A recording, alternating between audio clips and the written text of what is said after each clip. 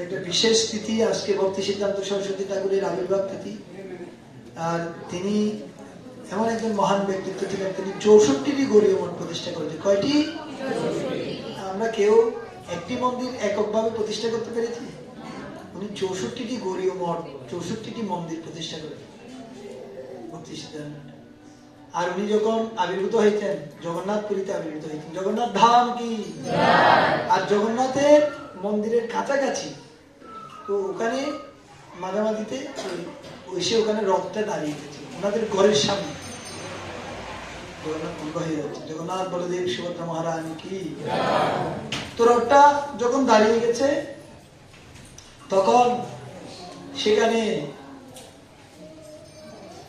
ওনার নাম ছিল বিমলা প্রসাদ, যে বিমলা দেবীর আশীর্বাদে তিনি এসেছেন এই গ্রাম। তো তখন জগন্নাথকে দর্শন করানোর জন্য ওনার মা নিয়ে গিয়েছিল, জগন্নাথের চরণে ফেলেছে। আর জগন্নাথের গলা থেকে একটি মালা সেই ছেলেটার গলায় পড়েছে। হরি বল। এই জগন্নাথের সাক্ষাৎ কৃপাপ্রাপ্ত, যিনি প্রভুপাদের গুরু মহারাজ। আর তিনি ছোটবেলায় ওনার বাবা ভক্তিবিনোদ ঠাকুর, এই যে ভক্তিবিনোদ ঠাকুর দেখছেন ওনার পিতা, উনি আম নিয়ে আসছে বাজার থেকে। তো আম, একটা আম, ছোট ছেলে স্বাভাবিকভাবে 3-4 বছর বয়স, একটা আম খেয়ে ফেলেছে ভগবানকে না দিয়ে। তখন ওনার বাবা বলছে যে তুমি ভগবানকে না দিয়ে আম খেয়ে ফেললে?